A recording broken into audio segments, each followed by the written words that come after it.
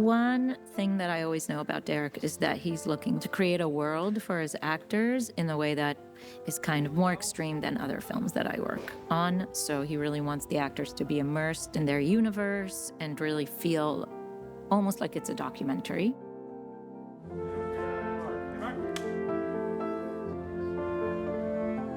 When we build the sets, often they are on location. They're often very, very, very layered and functional.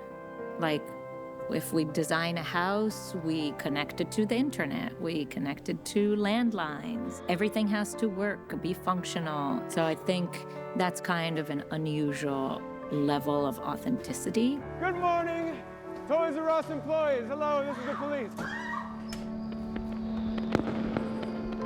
One of the things we had to do on this film was we had to recreate a Toys R Us. Now, Toys R Us, there are no more big box store Toys R Us in America. The original Toys R Us where Jeff lived is now a mega church. So that meant we had to find a big box store that we could turn into a Toys R Us. We started out with a national search for existing Toys R Us buildings that still carried the architecture of Toys R Us, which is very unusual at this point to find since Toys R Us went bankrupt in 2018. So we had to scout around and we found another abandoned Toys R Us in Pineville, North Carolina. This one that we found here was a complete shell inside and outside, but still had the architecture of Toys R Us. So that was really helpful to get started with. However, it was definitely a big conversation about whether, we could have made this on stage. We could have built the entire thing on stage, but it was super important to us to actually be in a real building and for that building to have been a Toys R Us before so that we can always connect the exterior with the interior so that we don't have to fake things and we're not limited to where we could look. Because I have this background in documentary, I don't believe in shooting like one way. I believe in kind of immersion of the camera and immersion of the actors in a world. And so I knew that we needed to bring this store back to life. Because when Channing Tatum walked into that store for the first time, it had to be a functional Toys R Us store. The first time I saw was a picture of just an empty warehouse he sent me, and I texted him back, like, good luck to your production designer. This is a huge undertaking. It was empty, not the floors, nothing inside of here. There was no tiles on the floors. It was a concrete floor. There was like 8,000 fluorescent lights, of which 95% of them were burnt out. And it was just this big, giant, cavernous, 40,000 square foot open space. And I walked in there with Imbal, and I think we both realized the massive undertaking of bringing this back to life. By far the biggest challenge of this movie was how to create a Toys R Us from scratch. Derek told Channing, I'm gonna put you in a Toys R Us. You're gonna be able to walk through those doors and run around. To make something look so effortless takes an enormous amount of work. And I think that when people see it, they don't think, oh, they built that Toys R Us, but the amount of work that actually goes in to creating that was a lot of work. It was a huge undertaking, not to mention that we had to put every tile of the floor down and put all the shelving in. It actually had to have toys on the shelves, and the toys had to be many toys deep, and the toys had to be period accurate. And so that meant we were gonna have to go on to eBay and buy every Tickle Me Elmo doll we could find. It meant that we had to go back and buy every Star Wars figurine that we could find, from that period specific. She sourced like X-Men toys. I was obsessed with X-Men when I was little. And I was like, did you guys make these? And they were like, no, they're actually real. And I'm like, these are real? Almost everything is actually functional, has real merchandise or fabricated merchandise.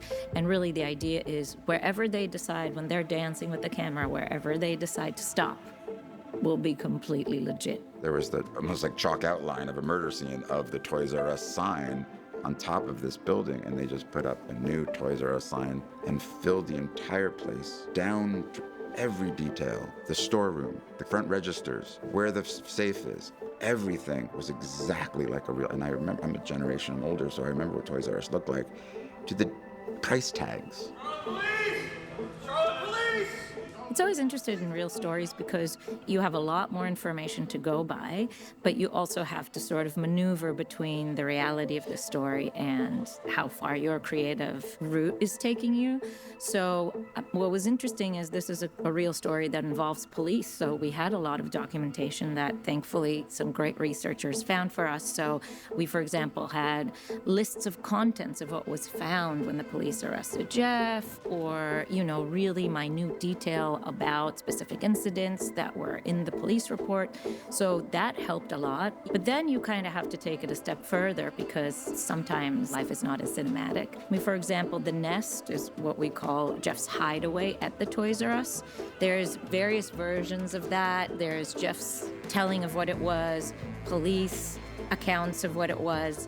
But then for us to make it more dramatic, more cinematic, we kind of took what Jeff told us, mixed it with the police reports, and then mixed it with what works for us on set.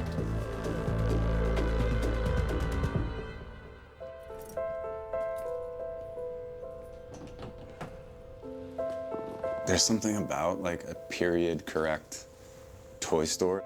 It has like some sort of strange innate sadness but sweetness. I don't know if it's just what Toys R Us was or is, or if it's like something where it's like sweet but sad, and that's a lot of what this movie is, and that's kind of what Toys R Us is.